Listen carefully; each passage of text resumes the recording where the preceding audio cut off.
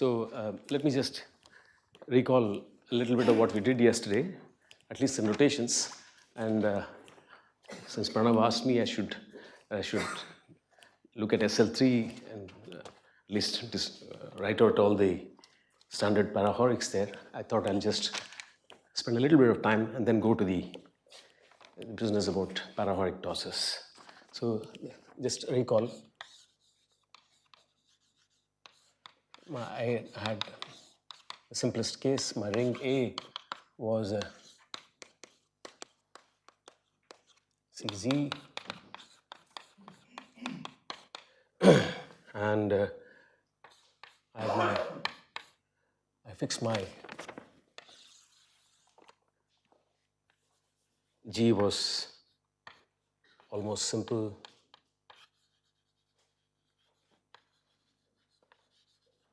Simply connected. I fix maximal torus, Borel inside G, and my notations for xt was the character lattice and yt.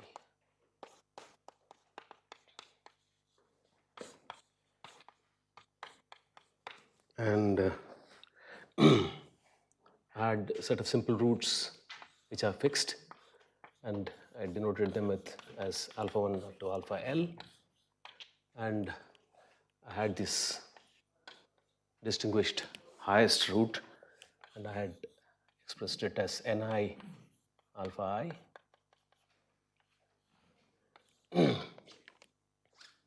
And I had the set of positive roots inside this. And I had also, thought I'll just quickly recall. So I defined the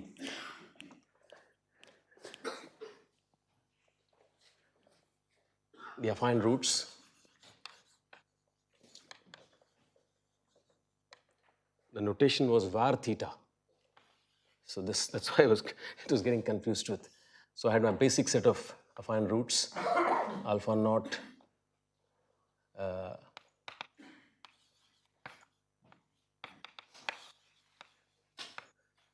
okay, and so this was, I don't know, this is, maybe I should have called it alpha 1 to alpha L, and these were coming from the simple roots, and this one was minus alpha naught plus 1. And I had the while alcove, which was intersection of all these. And I could use these bases here of affine roots to describe my while alcove, and that's what I did yesterday for the case G2. So I also defined my facets. So for each subset M of these indices, I defined this facet Fm to be a theta in A, so that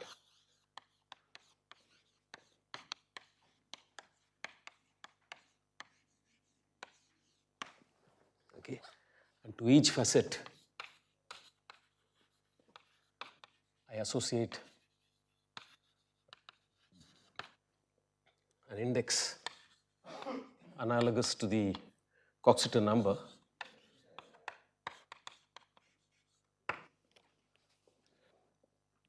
that is, for example, if M is the whole, the big set, if then HM is HG.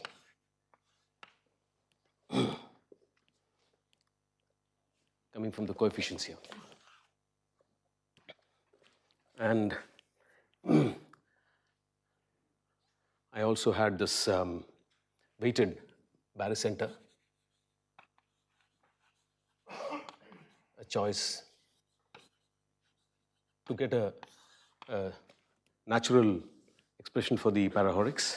So these were theta m's associated to each of these facets, and the coordinates were given by this. So you have this hi of, theta I, this is var theta I of theta m was 1 by hm for each I. So it was taking the same values there. That's why I call it a weighted barycenter with weight given by this number.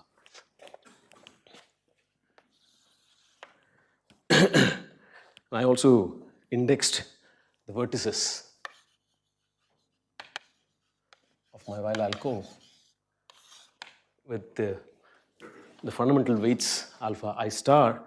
So my theta alpha j, so there was 0 theta alpha j, which was alpha j star divided by nj, the same coefficients. These are the vertices. And so the coordinates for this, so this was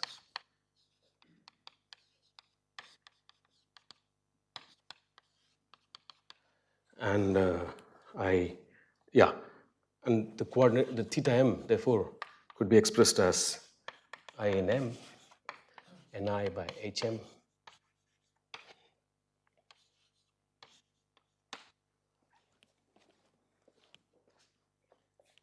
in terms of the vertices here. Okay. So with this notation, just a quick look at various parahorics which come and a few remarks which will be helpful for me as we go ahead. So I work with SL3. These are the rank 2 root systems. This is A2. So the simple roots alpha 1, alpha 2, and then the highest root this. These are the positive roots here, and we have the negative roots. So there's a, maybe I should not draw this line here.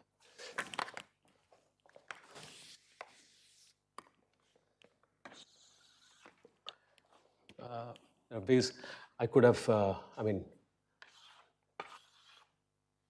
this, they're all same length here. So one way of doing it is just calling this alpha 1. This is some 120 degrees here, and there's something in between here, which is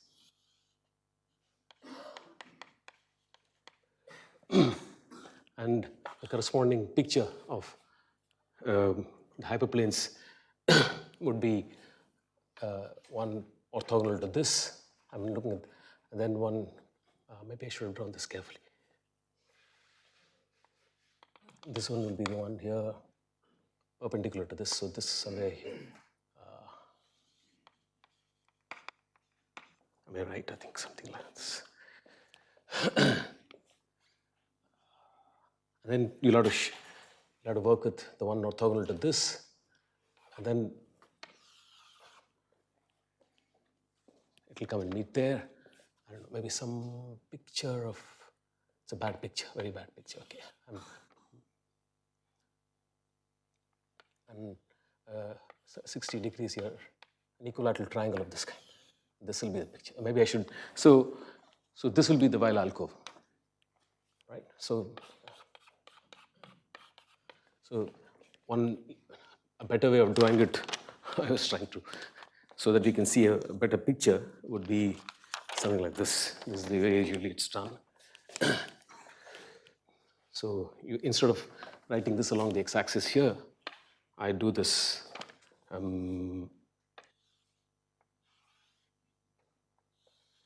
So this way, this is my origin. Yeah. So this is alpha 1, alpha 2. This is, I could have drawn this. This is in terms of 120. See, this is the hyperplanes here. So this would be the, so points here. So this will be a facet. I'll call it theta m. These are my vertices. Okay. And so we have various parahoric groups associated with these vertices, these barycenters. So just let me write. So the first one, in this case, N1 and N2 are 1. So I have P alpha 1 star. Okay. This is the torus here and these root groups.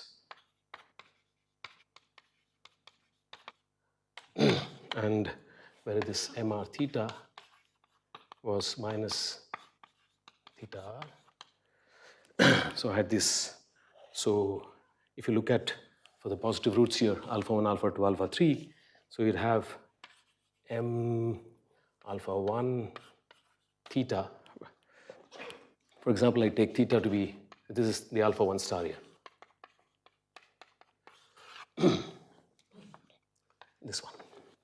And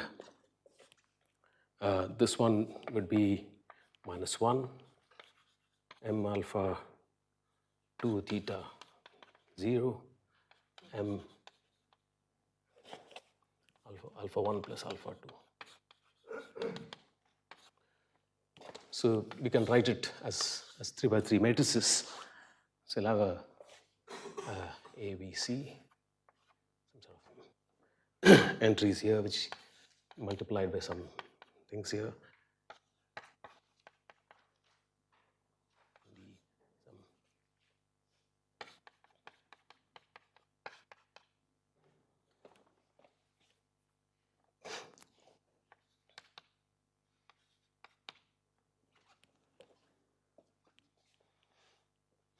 So that will be typically the picture.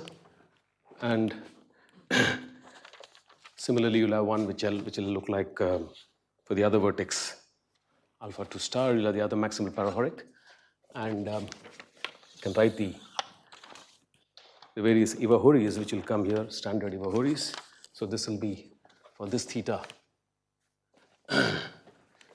P theta, theta corresponding to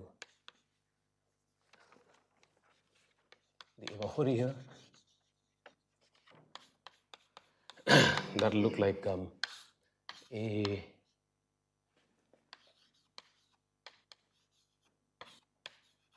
then Z inverse times something, sorry, Z, which is the obvious representation. Yesterday, if you evaluated at Z equal to 0, you get back the Borel here. And so if you look at this full picture of the apartment, so you'll have various things going like this, right? So you could, in principle, have asked, for example, if you take some theta prime here, what would the corresponding parahoric look like? And that will be some A, D, Z inverse, E, F, B, C, some Z alpha, Z square beta, Z gamma. So this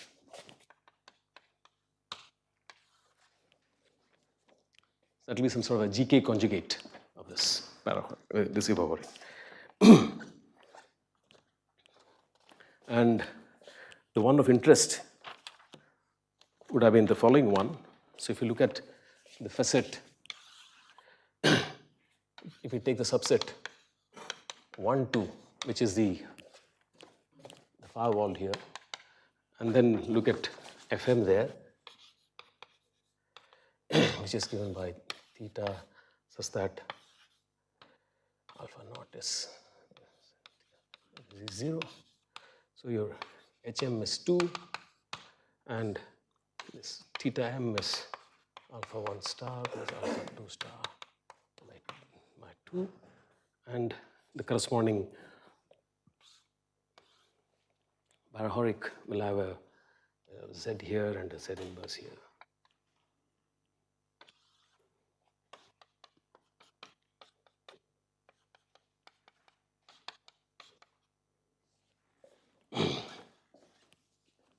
That will be an example. Why are you taking several alcohols? No. I just want to say, if I change it, then there's an action of gk, and then it will conjugate it, and you can look at. I mean, you would have. I'm making a certain choice here, so that I can see the Parahorics naturally. And just want to make a small remark here, which is crucial here. So suppose you take a theta, which is inside the lattice yt, then I want to say that there exists a t in tk such that p theta of k is actually a conjugate of this is the g. Okay. That is, if you choose your theta in the lattice yt itself. For example, and one could experiment, you could take any of the co-roots and check this. Okay, so I'll come back to this as to why I made this comment. So I look at the following object here. So I look at the so-called co-root lattice here. So this I denote by q check this to be z r check. Remember alpha checks, which will define the co-roots here. And this is the lattice, and this is going to sit inside yt, and it's going to sit inside p check here. This is x in E, my vector space here, which is x beta belonging to z, beta for every beta in R, and this will be z alpha stars, alpha in S. So there will be an inclusion of these three lattices, and this one in this case is just the center.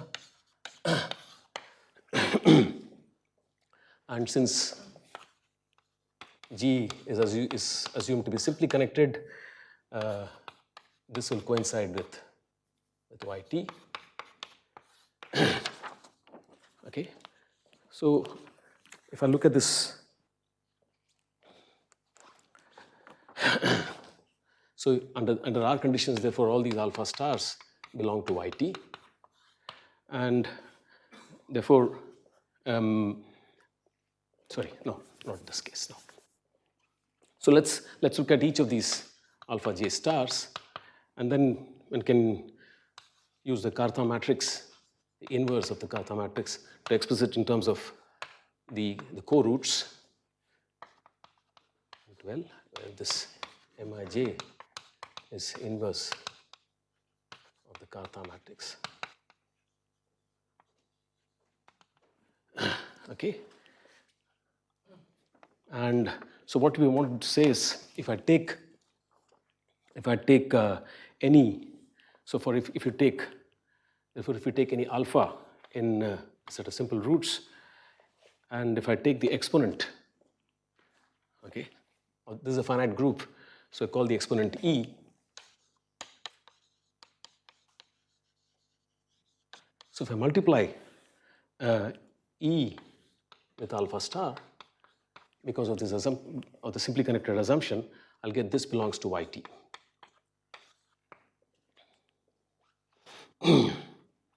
And since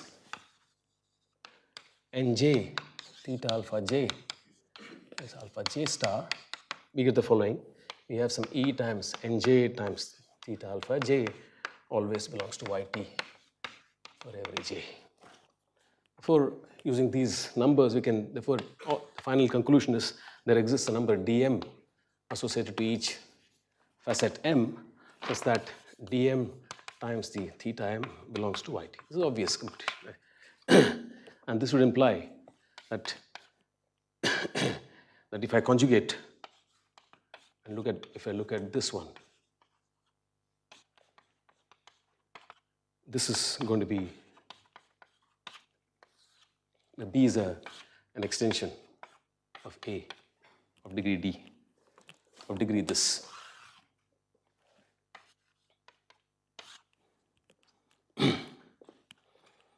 So this, maybe I should write here, theta L. I just want to work L, where L is an extension of K of degree D. And I look at the integral closure of A inside that. So this takes place there. These T's are in TL. So this is a useful point to note that, I mean, if I take any of the barycenters, I can choose a number so that if I go to a ramified cover of that degree, I can compare the Parahoric there, I mean, with the standard maximal Parahoric. Okay, so now that this is done, let me just quickly get back to the Fuchsian story, because I want to relate representations of the Fuchsian group. So as I said yesterday, I'll assume that I have this Fuchsian group which acts with elliptic fixed points. The quotient is compact. This is the classical situation almost. And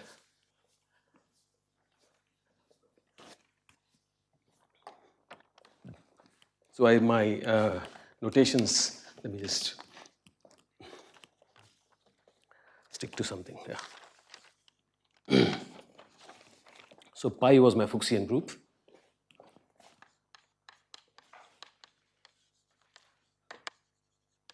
Of elliptic type. So it has its fixed points in the upper half space itself. So this had a presentation, AG, standard BG, and coming from the fixed points, the stabilizers, C1, C2, Cm, such that product of the commutators times C1 to Cm equal to 1 equal to Ci to the power some numbers.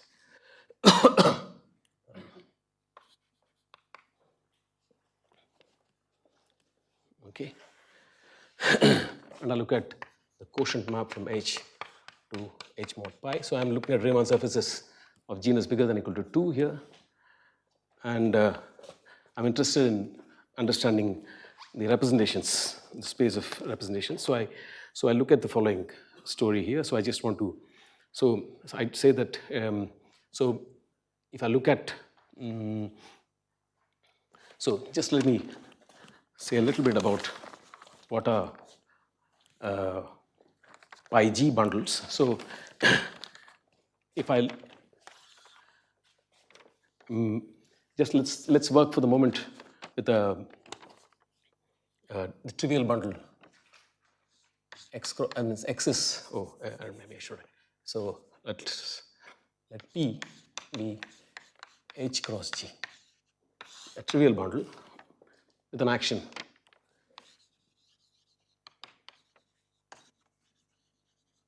of pi, a lift of the action of pi. So Gx, so the action, I write the action as x comma G as alpha dot x, f alpha x G,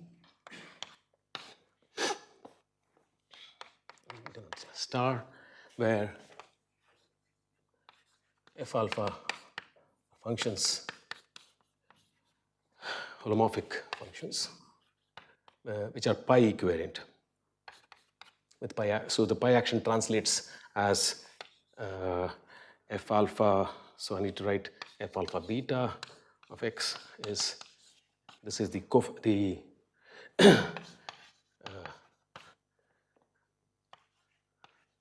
factor system condition. Alpha beta belongs to pi. So this map x to f alpha of x, so sorry, alpha to f alpha, this defines for you a one co-cycle of pi with values in the space of sections, gamma x, the sheaf here.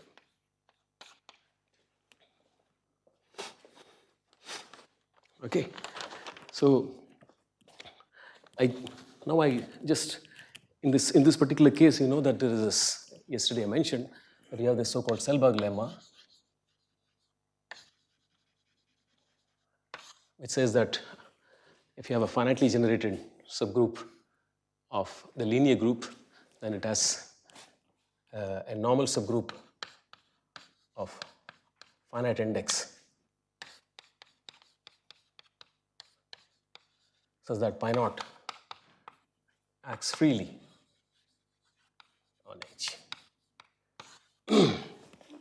So you have a picture where you have this x here, then you can factor it. This is the quotient by pi, and this is a certain compact Riemann surface with fundamental group pi naught, and the elliptic fixed points, the ramifications for this map to certain set of points here, ym, okay, and the local picture, the order of ramifications here will be the corresponding mi is there. So the local picture in y will be each of these yi's. You'll have a disk here, and this map looks like z going to z to the mi. And whatever I've said here, you can now, so first of all, you can, the basic idea as it goes back to the work of Narasimhan and Seshadri is to look at pi representations. So as I mentioned yesterday, I'm interested in certain class of representations from, I fix a maximal compact K, I fix a K inside G, maximal compact. And I'm interested in homomorphisms from pi to K of a fixed, with fixed conjugacy classes. So I look at these elements C1, C2, Cm, and I fix, so I call this tau, which is some, tau is a tuple tau I. The tau I are conjugacy classes for the images of those rho Ci's belonging to Kg. And I look at the space modulo the conjugation action by the maximal compact. This is the space that we are interested in, as we have seen again and again. So this, we want to understand this space in terms of certain geometric objects on the quotient. That's the goal. And so there's a, you can, if you're looking at the case of, vector bundles, that is when K is unitary group and G is GLN, then one can relate such a representation by taking the so-called invariant direct image by this Fuchsian group and look at the holomorphic vector bundle which comes here and relate the representations with fixed conjugacy classes to a certain class of objects here. And that's the Mehta-Seshadri theorem, which will tell you that it will relate to the so-called parabolic vector bundles. And the process of going from here to here could be in the case when we have the elliptic fixed point situation. Here, in Mehta-Seshadri, they would look at the cases when you have so-called parabolic cusps. So you'll have to add those cusps here and look at the corresponding quotient here.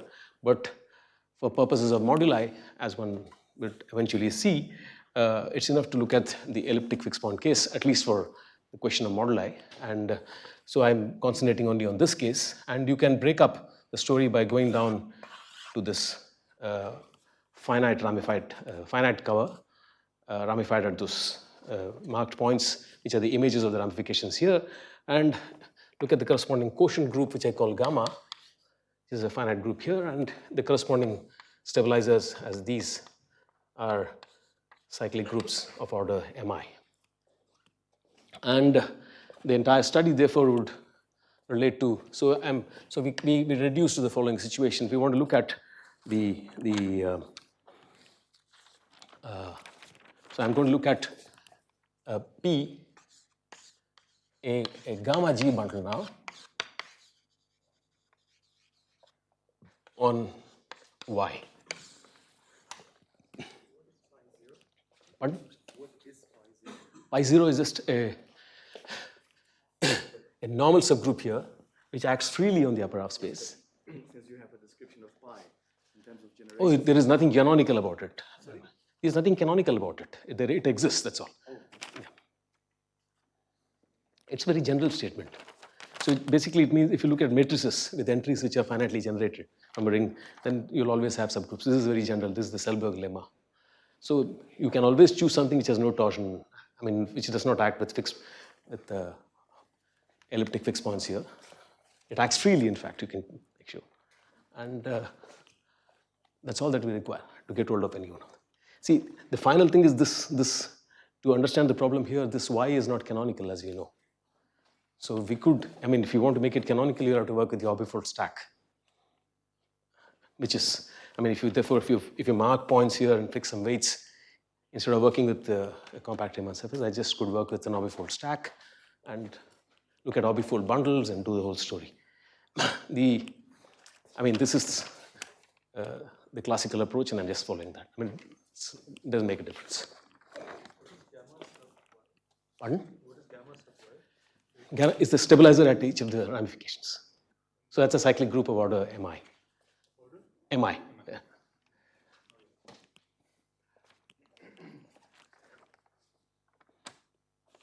So I look at this, and so I can choose a trivializing cover. So some points, maybe uy, which there exists. I mean, I choose uy containing this, so that p restricted to uy is uy cross g. So you can talk about more generally a pi g bundle up there, which comes from a representation. So associated to a representation, this is, so just if you take pi to g, then I look at the trivial bundle again, then alpha x on g by alpha x rho alpha g. And it depends on whether you want a left or a right action. Okay, so it's just because of some sort of local Steinness of these Riemann surfaces. As I said, if you take a bundle here, the co-cycle condition locally, it will be given by a one co-cycle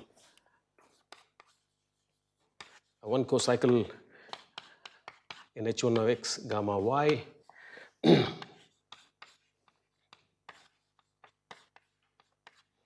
Right, by this. But because if I can always choose this uy is sufficiently small analytically, so that in fact every such thing is really given by a representation. So by choosing uy small analytic,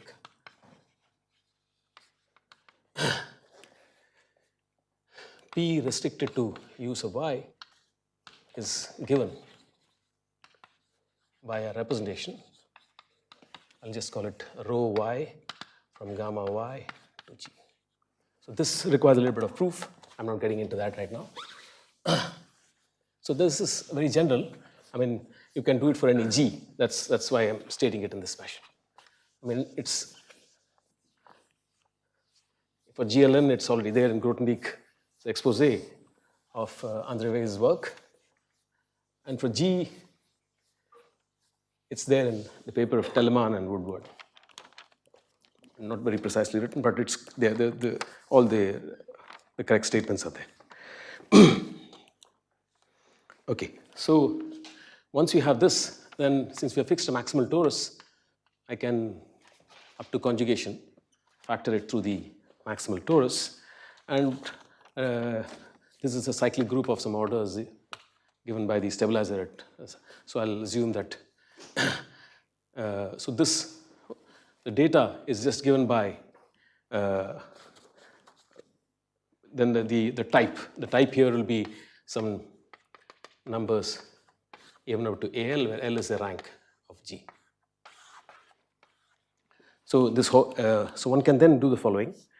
You can look at home gamma y t, and its easy to prove that this can is isomorphic to yt mod dyt, where d is, I fix this number d to be the order of gamma y.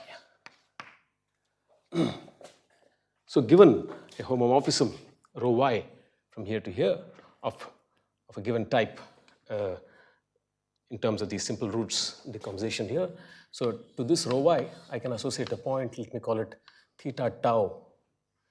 So to a type here I associate this theta tau as a point here. And so this theta tau, therefore, by what we have already seen, gives you a rational point of the Weil alcove, a rational.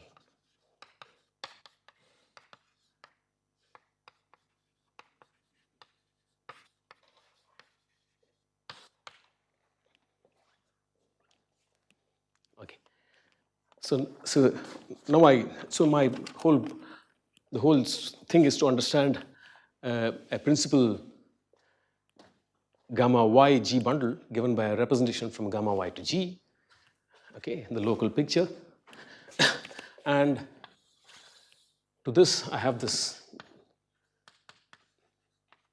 object called the unit group, which comes way back in the work of Andre Weil. And so you look at this bundle P, which is restricted to uy, given by this representation, and look at the group of automorphisms of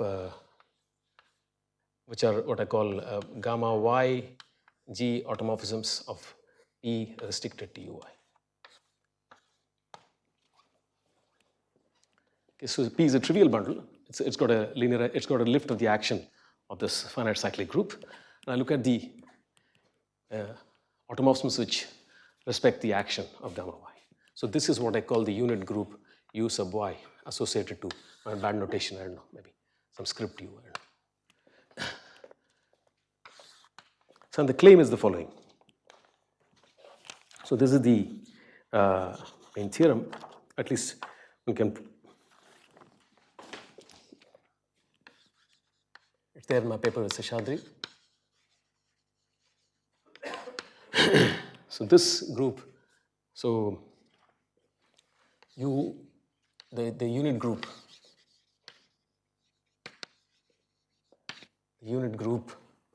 script uy as defined here is isomorphic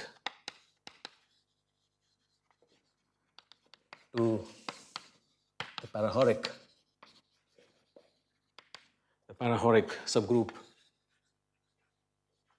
P theta tau of k, coming from this identification inside gk.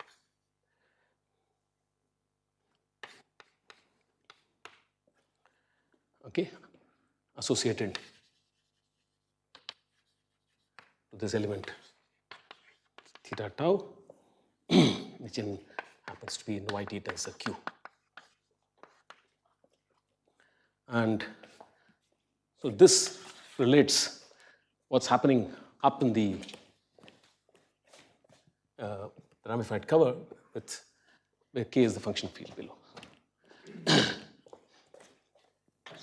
I mean, this takes a little effort to prove this.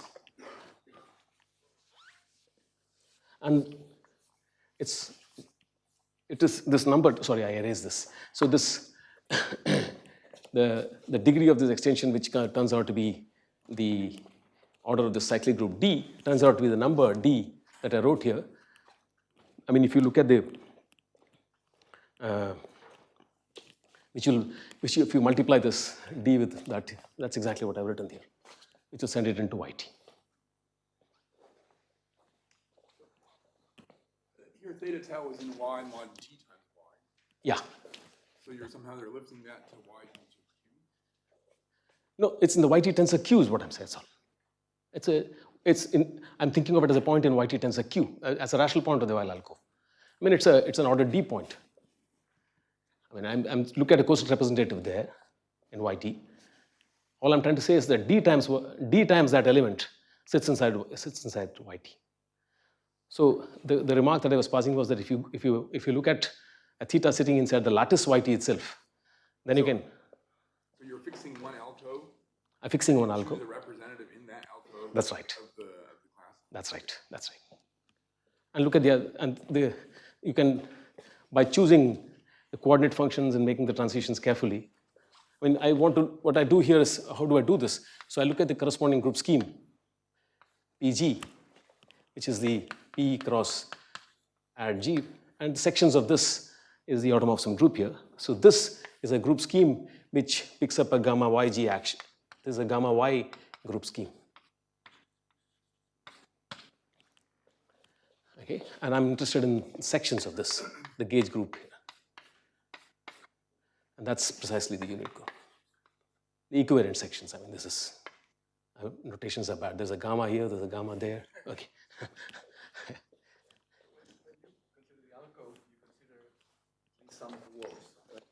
Yeah. I mean, yeah. So there are all of them will be coming here under this. Generally, you don't need to consider all the walls because there is a redundancy. No. Each of the walls you can choose the weighted barycenter and look at the corresponding parahoric. So you will have as many distinct conjugacy classes coming from the generic points, the open facets of the Weil alcove.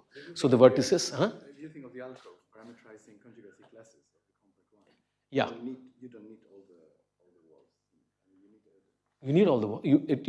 The groups are there. I mean, for example, as I was mentioning. What you think it's like for the parabolic weights, between 0 and 1, but 0 included, but not 1. Yeah. Some of the walls are the same as the other wall. That's right. But no. Is there like a locally closed alcove where each facet occurs exactly once? No. To get a unique representative of theta, Ah. by T tensor Q, Oh. you have to fix. You can remove some walls. Yeah. Okay. So one has to make a choice there. I mean, to make it uniquely determined. But I was just picking up in the standard Weil alcove these weights, and I mean, by a choice of conjugation here, one can actually ensure that the unit group can be made to be isomorphic to this. Okay, and I don't want to get into the details here. The more important thing here is that there is this theorem of Parahoric's which will tell you that for every p theta k, there exists a smooth group scheme. A smooth group scheme script g theta on spec A such that the A-valued points of this is precisely p theta k. Okay, and it's interesting that if you look at this group scheme PG here, so you have this locally on this neighborhood u sub y. This is not the unit group. This is a neighborhood here, and I have this uy mod gamma d, and call this projection map P. Then one can further prove that if you take the P gamma d lower star of this group scheme PG, this is g theta here, and by this I mean where P star of PG is just the Weil restriction of scalars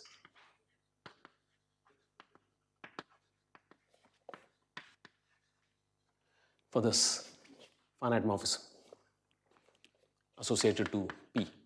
It's like the direct image of any scheme you can define. So I mean, functorially,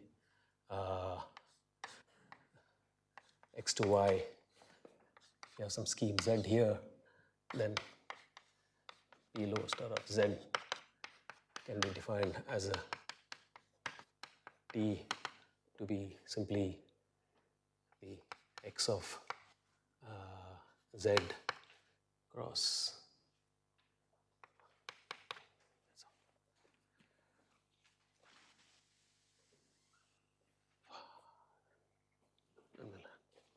so, and then I mean characteristic 0, so taking fixed points for this group scheme continues to make it remain a smooth group scheme, and so you get this smooth group scheme, and the A-valued points are precisely the parahoric that I've written here, the unit group. So once you have this picture, then you can have the theorem. So I'll just state that.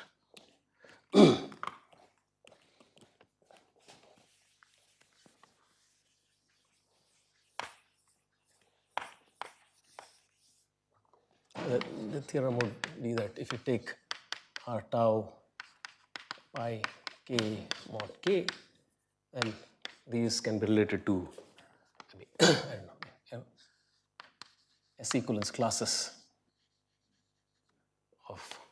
So I look at these group schemes are defined in a small analytic neighborhood. You have to be a little careful about patching. So you can construct a big Parahoric group scheme on the entire Riemann surface X. I mean, with each of the points, the images of these yi's, I take the corresponding points xi's here. So you have these group schemes, theta i's. So you can maybe call this a collection of theta i's.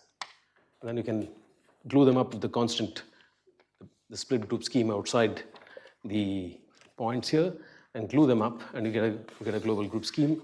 And one can then prove, that by using the Weyl restriction of scalars, one can even relate these so-called gamma G torsors with the torsors under this group scheme, and that will set up a morphism between the gamma G bundles on this ramified cover Y, or more generally an orbifold stack, to objects here. So this will be the of torsors under this group scheme. I'll call it G theta I X on X, which are stable, semi-stable, and the irreducible representations. Irreducibility can be defined in terms of for any k, as Ramanathan would define it. Irreducible representations correspond to stable torsors. Stability and semi-stability have still not defined, so I'll just define that. It's not So you look at the space. This is exactly the analog of the Narasimhan-Seshadri picture. Look at homomorphisms from pi into k, or Ramanathan picture, because we're looking at an arbitrary G with fixed conjugacy classes given by those tau y's. Okay, and that is isomorphic to the S equivalence classes of torsors under this group scheme, which have isomorphic to the S equivalence classes of torsors under this group scheme. S equivalence has to be defined because once I have the notion of semi-stability, I have the notion of polystability and stability. I can talk about S equivalence classes, and so this is the isomorphism. And the irreducible representations here correspond to the stable torsors. And how to define stability? So in my paper with Seshadri, I had defined stability by using the finite ramified cover, but later on with Indranil Biswas and Pandit, we wrote something for the real weights as well. And one can see the definition of stability and semi-stability staying on the base Riemann surface itself. So I just quickly, how much time do I have? I have 45 minutes. So should I skip the semi-stability and get to the new applications? Because that's not going to throw any more light right now. So there is a definition of, for semi-stability and stability, see my paper with Seshadri. Let me also mention that without any notion of stability and semi-stability, the big stack of these torsors, the stack was defined earlier, before we looked at this, by Johann Heinloth. And he proved several questions, he answered several questions that Rappaport and Tapas had asked regarding the picar of this and various aspects for that stack. So this is, what we are saying is that we can get the coarse moduli. I mean, of course, we are making some general assumptions that our group scheme is generically split and such things. But under those conditions, you have a nice coarse space for this. And the coarse space is precisely identifiable with the space of representations, like in the usual story. And there's a paper of mine with Biswas and Pandit, where we have a more natural notion of semistability. If I have the time towards the end, I'll talk about it. So let me, yeah. Yeah. See, I mean, this is a Bruhatis. This is a Bruhatis group scheme locally and glued up to the product. Then, how do you get it? Then, once you get it, you say these are all the torsors. Yeah. Under this is the description. Could you again explain how do you get this? So if you start, I'll give you the recipe. That depends on the Yeah. So exactly.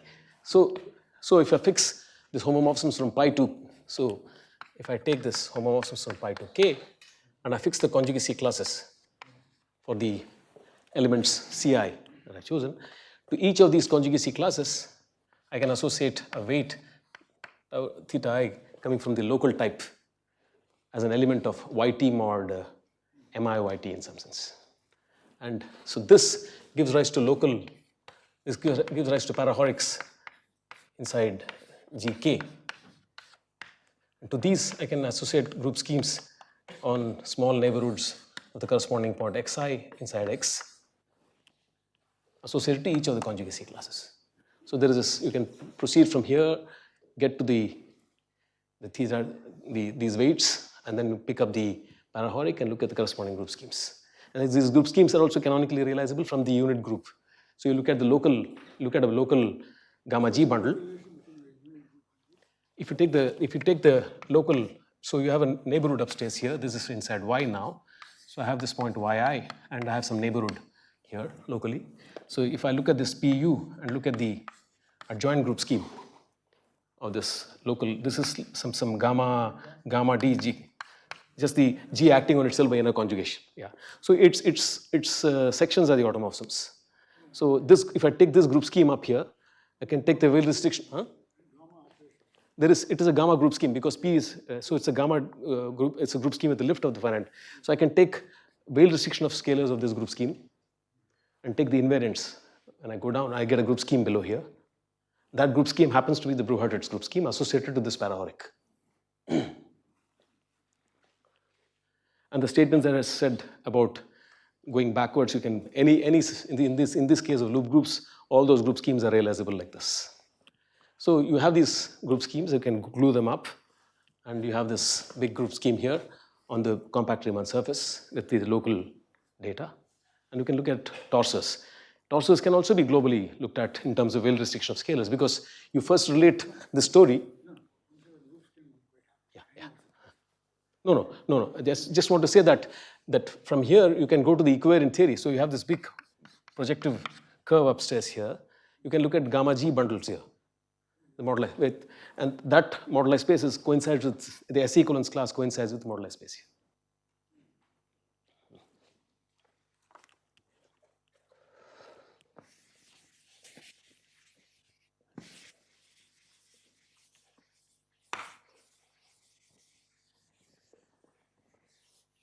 So in the remaining 35-40 minutes, I want to talk about some applications because this is somewhat of an old story.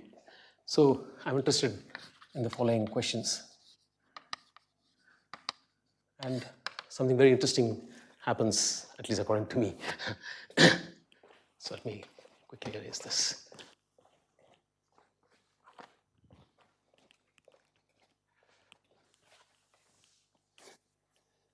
So we are interested in the problem of constructing the degenerations of moduli space of G bundles when a smooth curve degenerates to a nodal curve,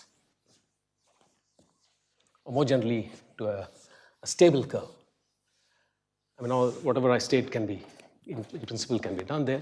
So the question that one is looking at, I mean, my G is the same, simple, almost simple, simply connected. I'm looking at the following picture. I'm looking at, so let me draw the picture, it's easier. So this is my picture. My base is a speck of C, I'll call it T now, because it's a base here. Maybe I should just denote this by, I called it A. I mean, my A is the ring, so this should be maybe O. And I have a curve. This I'm calling this curve CO here, and this is the marked point. And this C0 is a irreducible nodal. I'm assuming this for simplicity, and I also assume that this is regular over C. So this, and I'm interested in the following question: construct flat degenerations of the moduli space Mg on Ct with the usual semistable or even before that the stack, which is 1 Ct. One would like to construct a degeneration for this. So as Carlos was talking yesterday, the basic idea is always to have some sort of a properness story here. So you have a family of G bundles. In the case when G is GLN,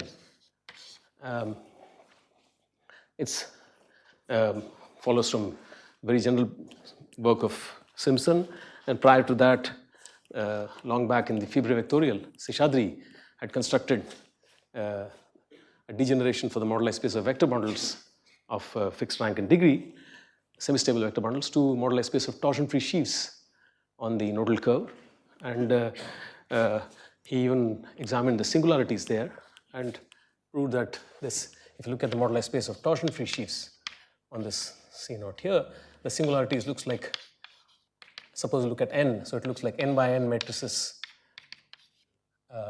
These are A, B are n by n matrices with entries in C with this condition. So this is the singularity of the extended moduli space. This is a flat degeneration. He proves all this. Around the same time, Gieseker, or even slightly before Seshadri, Gieseker to try to prove a conjecture of Newstead and Ramanujan on Chern classes had examined this question, and instead of working with nodal curves in the rank 2 case, he replaced this curve, nodal curve, with a certain semistable models. These are semistable models with a fixed, semistable curves with a fixed stable model. And in the rank 2 case, he showed that there is a certain class of bundles which are now called Gieseker bundles on such curves. I mean, you have to look at not just one such curve, but all these curves. And so using all these 3 curves and vector bundles on them, with a certain, they naturally glue together to construct a certain nice projective moduli space. And the Gieseker space in the rank 2 case, it degenerates to some Gieseker 0. The stack has been, so more generally for the rank n, it was Nagaraj, Seshadri, Ivan Kaus, who studied this degeneration here. This is for the stack case, and you can look at this closed fiber. This is a normal crossing divisor.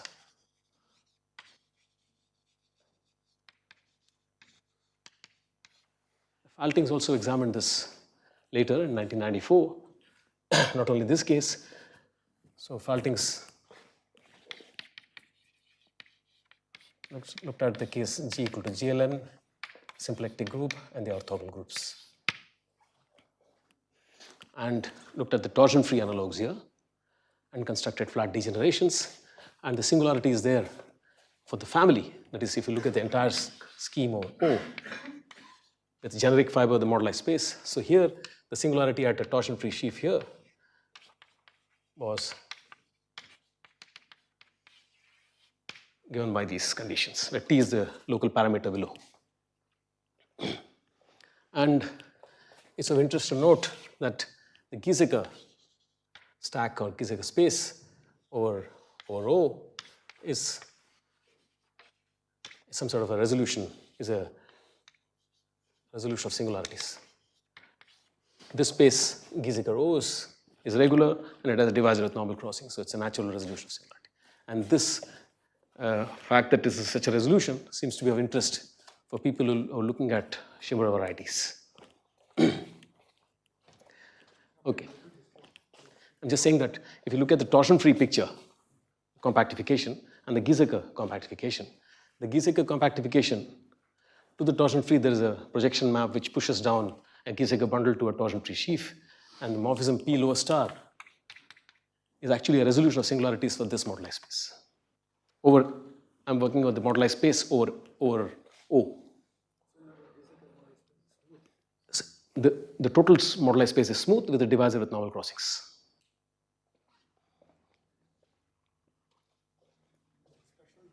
The special fiber has normal crossing singularities. So that's a divisor now on this big scheme defined over O.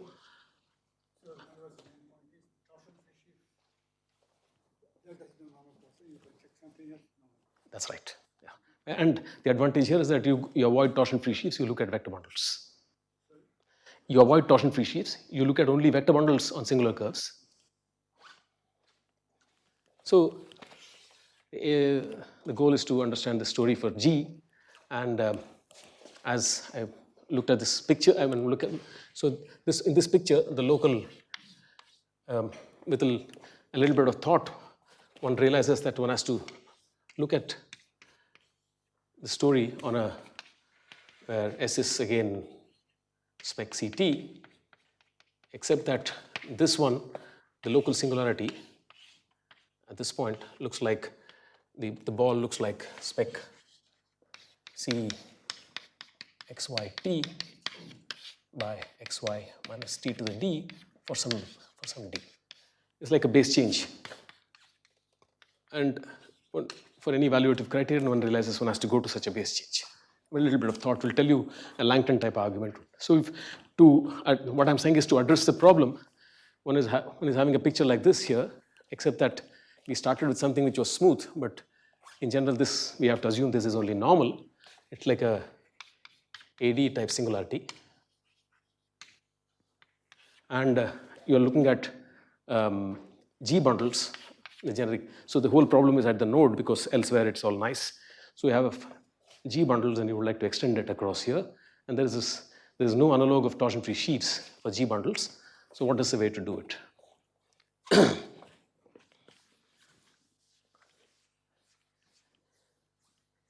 So a close look at this picture therefore tells you that because it's an AD type singularity, you have locally a quotient I use the same notation. This is gamma D, cyclic group of order D, and this is A2 mod gamma D, which is, I call this object U sub D.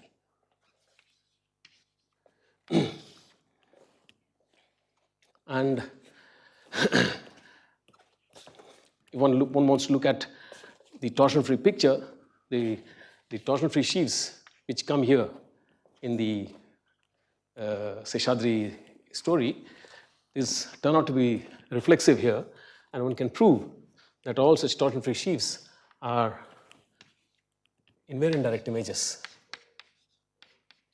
of vector bundles where V is a vector bundle on A2, which is of course a trivial vector bundle, which is a gamma D vector bundle. Just analogous to the story that we were talking about, all reflexive sheaves. Basically, therefore, I'm saying that if you look at the moduli space of torsion-free sheaves for this extension here, in a ball here around the node, all of them are recoverable as invariant direct images of gamma D vector bundles on this affine space A2. So once this thing is there, then one has the following very nice story. This is due to Gonzalez, Springbug, and Verdier, who were, this is sometime in mid 80s, they were interested in, and there's also a paper due to Conora, which was looking at how to do this so-called McKay correspondence. I used to, not Mackay, McKay correspondence, a geometric realization.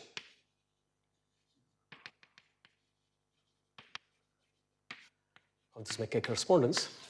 And McKay correspondence looks at these ADE singularities. And you have these Kleinian groups sitting inside SL2R, and you are interested in understanding the type of quotients and the resolutions and the data. So the geometric picture of the McKay correspondence tells you the following. You have this UD, and you can look at the minimal resolution of singularities. And so this locally will have the two branches and a string of P1s, which is be P1s, and for the D, it will be D minus 1 of these. And you have this nice picture, which is A2 here. So this is a resolution. In some sense, this is like an equivariant resolution. This is like a stacky picture if you want to look at it. And the idea of Gonzalez, Springbug, and Verdier was that you look at the base change of this and take the reduced scheme structure here, called a Z, look at the projection map, and they prove that this is what is called a platificator for this action. So this map, let me call it F, Q, P, and F is finite flat.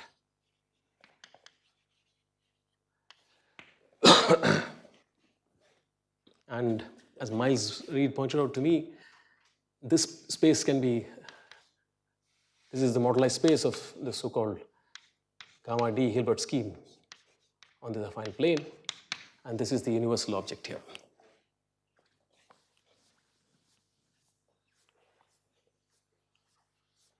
Okay, so one can prove. So as one, what is this Giesecke bundles in the story here? There's a way of directly realizing these Giesecke bundles, which was done by myself with my student Pavitra and Nagaraj. So we look at torsion-free sheaves here. Locally, the Giesecke bundles. See, one has to be a little, I'm a little loose here. Giesecke bundles put some conditions of strict positivity. So if you look at this chain of P1s that we work with in this picture here, so in the Giesecke curve, you have a chain of P1s. And for a Giesecke vector bundle, they have a notion of what is called admissibility, which says that in each of these, the bundles will have copies of O's and copies of O1s. That's a condition. But in each one of them, you should have at least one O1. But if one can relax it a little bit and allow O's also, if you allow more blow-ups. So we can talk about a more general version of Giesecke bundles.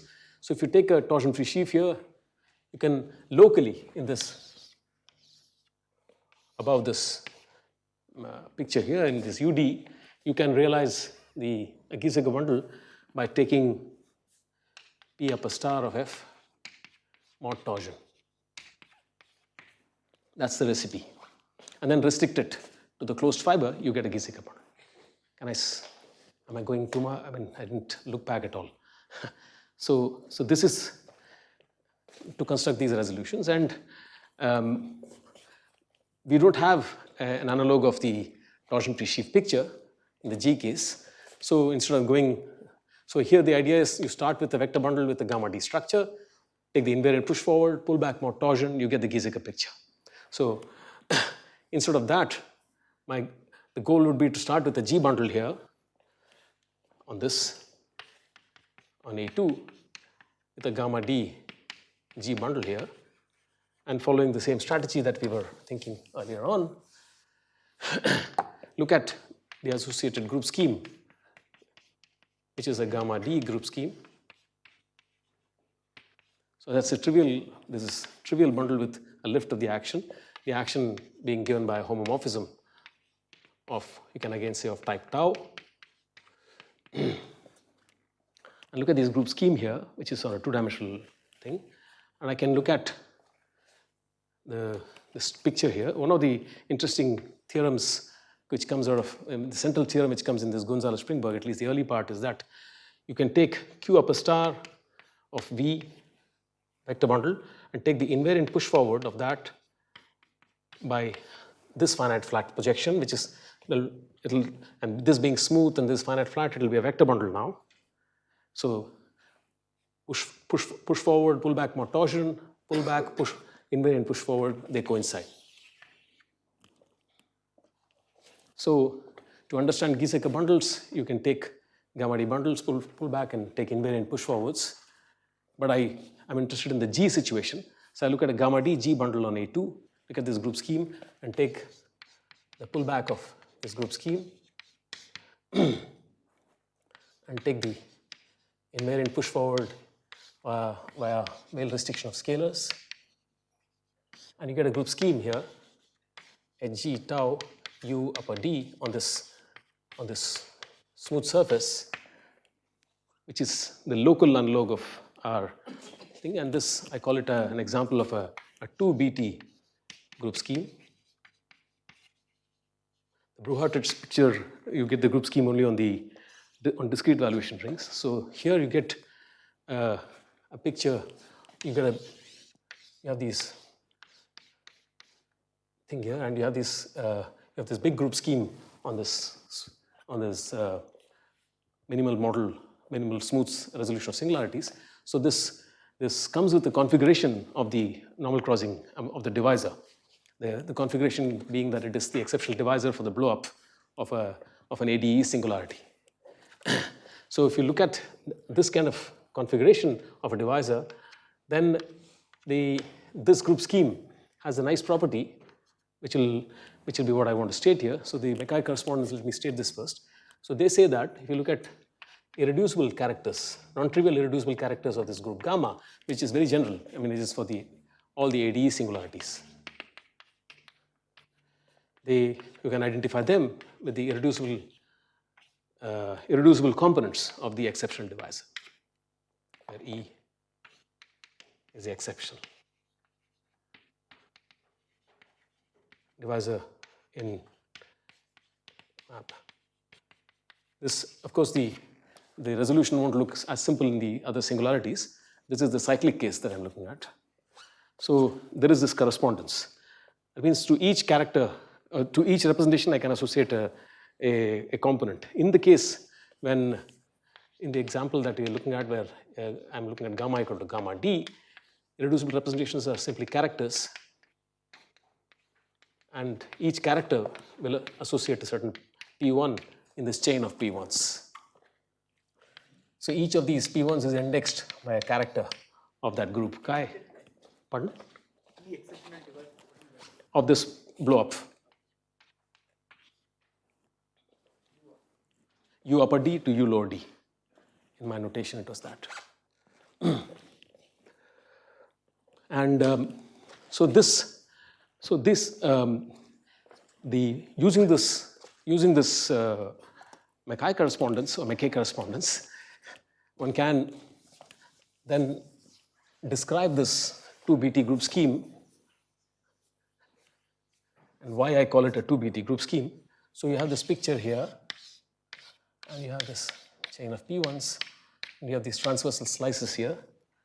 So on this surface, these give you height 1 prime ideals. So you have a group scheme here, tau u upper D, tau coming from the type of the representation that I fixed here. So that's just like some Weyl alcove data, but the way it distributes itself in this is very interesting. So on this P1 chi associated to a non-trivial character chi, one has to this group scheme tau, one picks up. So giving this representation gives you L characters coming from these maximal torus, and then we can pair that with the standards, a basis of characters that one can define for gamma d, and then to each of those characters as it occurs with multiplicity, you can associate a weight. And in the transversal direction, in each of the P1 chi's, you have the standard Broughart group scheme with a certain weight tau associated to that character j in some sense. So here this will be the standard Broughart group scheme. These are the height-1 prime ideals. And so on an open subset of this P1s, you'll have a non-reductive. So I forgot to mention that if you look at this group scheme on a discrete valuation ring, the closed fiber at the maximal ideal, this is in general non-reductive, unless of course this theta so-called hyperspecial vertex. And these non-reductive group schemes can be written down, the unipotent radical can be expressed, the reductive quotient can be written down. So for these theta j's, you'll have these non-reductive group schemes distributed along these things, and it will further degenerate into other Broughart thing.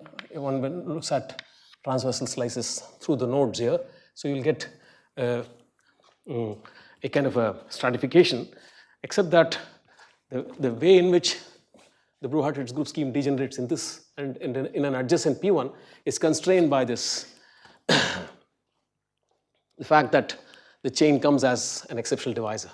So it's not like this is one type of a 2BT group scheme which one could get. Okay, and so that's the kind of object.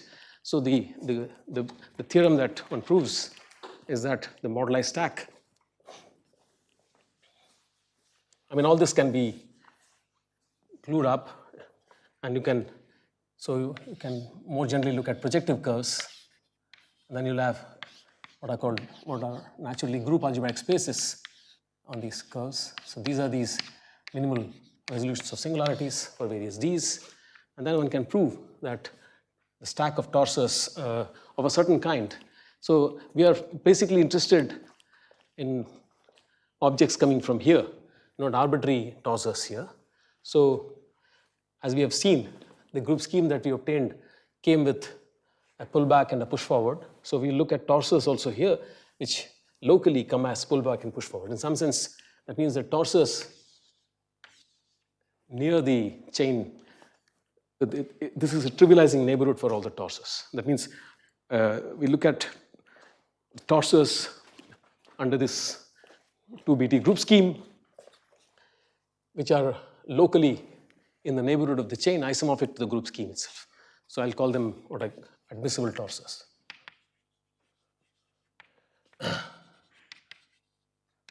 For a GT tau, and this can be globalized, and you get a moduli stack, and you have the big you have this scheme, and we'll call it Giesecke O, which is a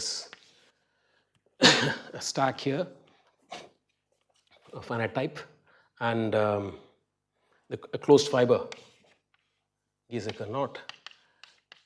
This parameterizes objects which are you look at the normalization of the nodal curve. So this is my local picture was as nodal curve. I look at the normalization here, and I'll have chains of P1s here, and I can look at these big group schemes on the surface and restrict it. So when I draw this picture, this is the surface, the two-dimensional object. When I draw this is just a semi-stable curve here. So you'll have various P1s here, and one has to prove that this D that we're getting is bounded. And you can look at torsors under this group scheme, which occur again as invariant direct images. And the moduli stack of these torsors turn out to be the analog of the Giesecke theory. This is a divisor with normal crossings. And as a byproduct, one gets an interesting, you can also define notions of semi-stability and such things here. So let me get back to just the basic question here. So you have this irreducible nodal curve, and you can start with a principal G bundle here. So it's of interest to understand what is the right notion of semi-stability for a G bundle on an irreducible nodal curve. On a smooth curve, we have seen this classical Mumford's definition. But for this, for G bundles, there's a definition due to Ramanathan on a smooth projective curve. But for an irreducible nodal curve, there was no good definition. When I say a good definition, which is amenable to moduli constructions and which will be coming in as a limit of a solution to a moduli problem. So a G bundle here, first the problem is that if you take a vector bundle on a nodal curve, if you're interested in the stability equations, your sub-objects, even if the ambient object is a vector bundle, your sub-objects which could violate stability could be a torsion-free sheaf, because we are on a irreducible nodal curve. But for a G bundle, what is the analog of a torsion-free sub-object? It doesn't make sense. So the theory that I'm talking about, looking at torsors under these group schemes, allows you to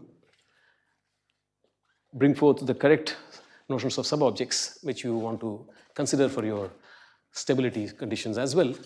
And the way to do it is to look at the restriction. So I have this semi-stable curve, and I have this kind of group scheme here on the semi-stable curve, which is simply denoted by G tau, which are non-reductive along the chain of P1s, and it will be isomorphic to G away from these points on the reducible curve.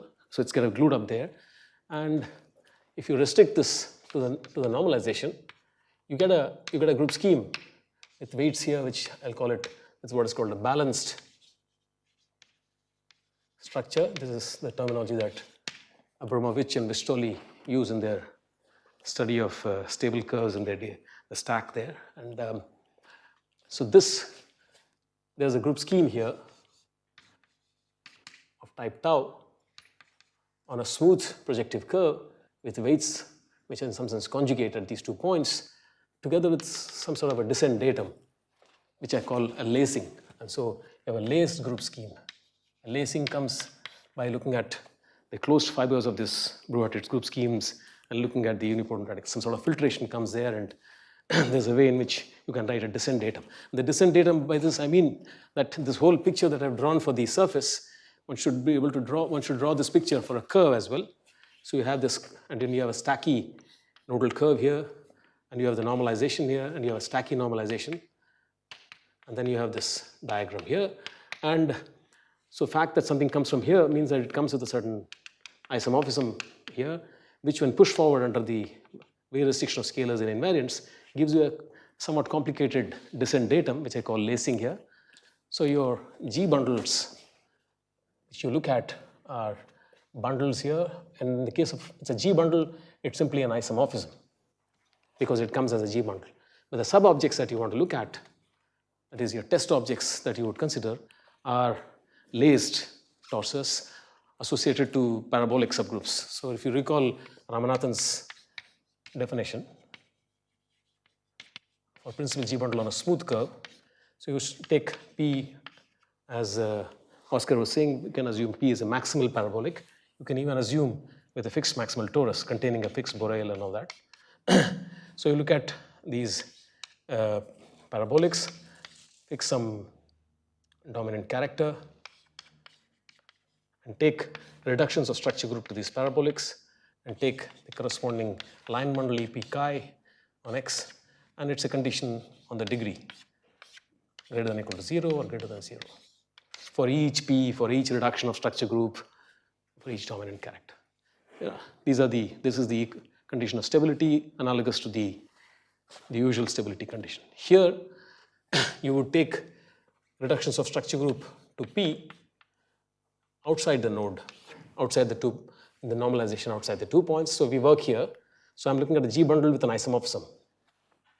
So that's my EP here, so E here, and then this will be outside the 2 nodes.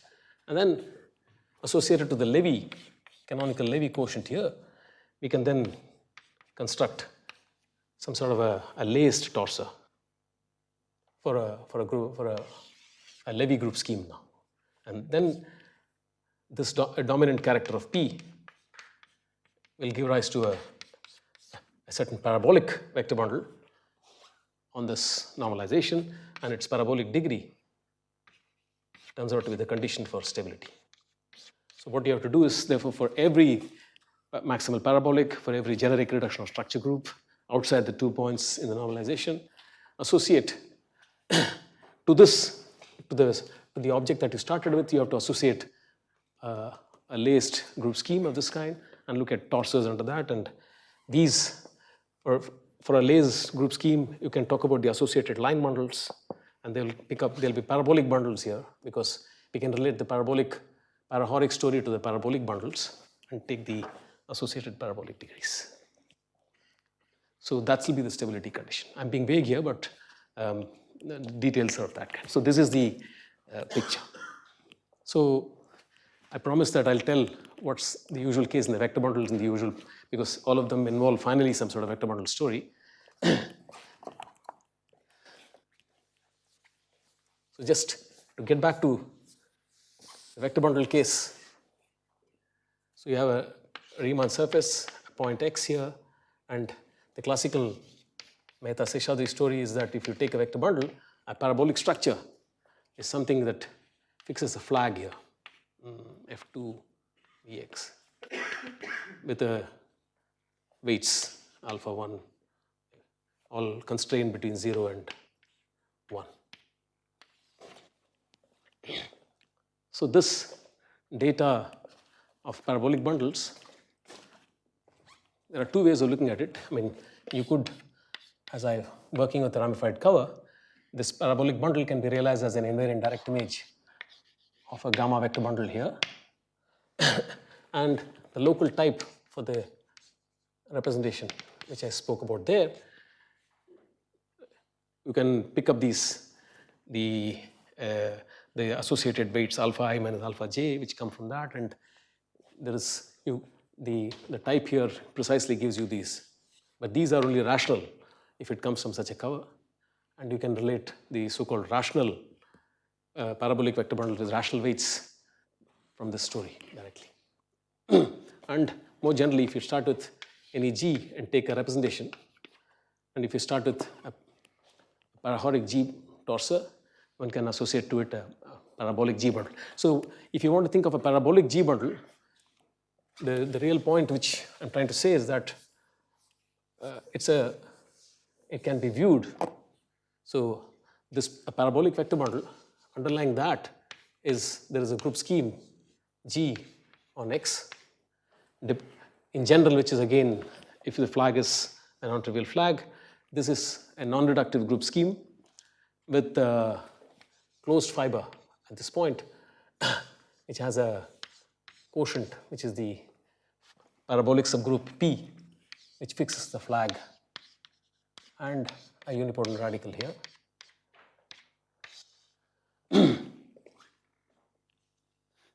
And so a parabolic vector bundle is a vector bundle, which means it's a JLN bundle whose structure group in fact lies inside a Parahoric group scheme of this kind. Questions, or was it too much? The last part. Questions on this or earlier ones? Anyone, anything. What about the case of SLN? Yes. So the SLN n bigger than or equal to 3. SL2 also is interesting already. Yeah, but even then if you view it as SL2, it gives something interesting. So if you look at SLN, the first interesting feature that occurs in the case of SLN is that in the case of GLN, when you look at these Giesecker bundles, you can restrict your attention to n. I mean, you can look at, there is a bound on the number of P1s which you come, which is n.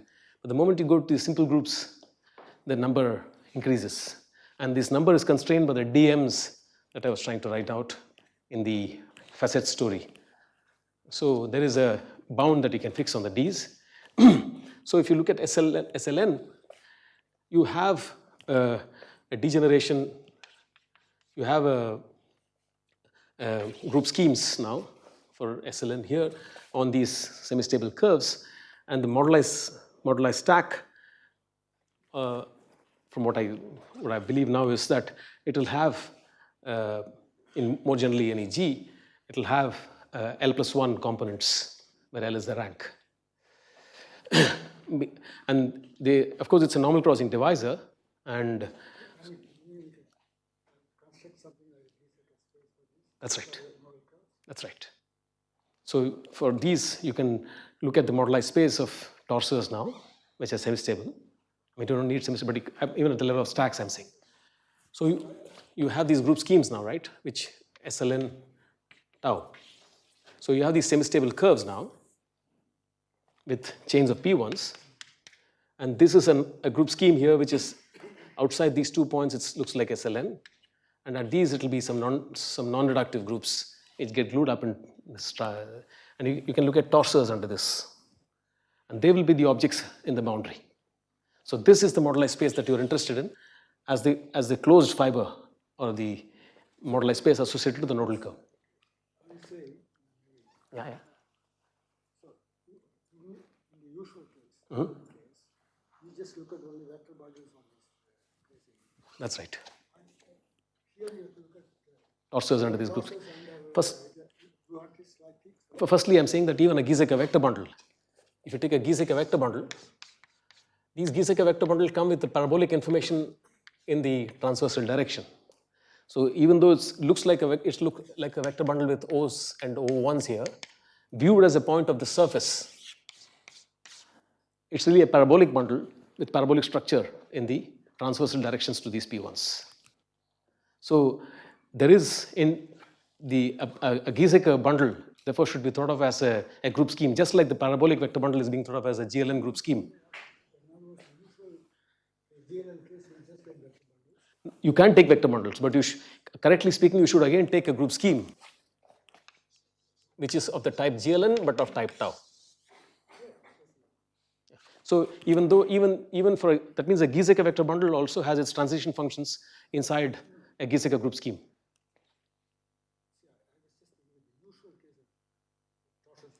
Yeah. No, I'm coming to that. There is a tau there. It's hidden there, I'm saying. So that's what I was trying to say, that if you take a Giesecke vector bundle, so a Giesecke vector bundle is a bundle on a Giesecke curve. So essentially, let's look at a chain of P1s with the normalization meeting. Here we are on a surface. A Giesecke vector bundle, firstly, I'm realizing it as an invariant direct image coming from my diagram. So this picture, look, it's all local. So there is this picture here. A Giesecke vector bundle restricted. So Giesecke vector bundle is on a surface with it's on a Giesecke curve, which is a limit of vector bundles coming from these smooth curves.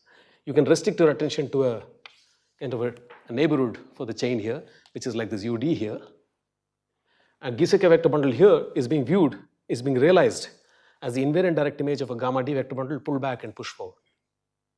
And therefore, even though it's just like a parabolic vector bundle, I'm saying is not a vector bundle, but really it's a torsor under a Parahoric group scheme. A Giesecke vector bundle is a torsor under a 2BT group scheme for the group GLN, which becomes Parahoric at the generic points of the chains of P1s, degenerates. It looks like a vector bundle, but the fact that you get O's and O1s is connected to the McKay correspondence. So the type is determined by this. So all possible vector bundles come, each one picks up a tau. So there is in fact varying taus coming from these representations, and you can look at these group schemes, and the torsors under this are precisely the admissible or Giesecke group schemes.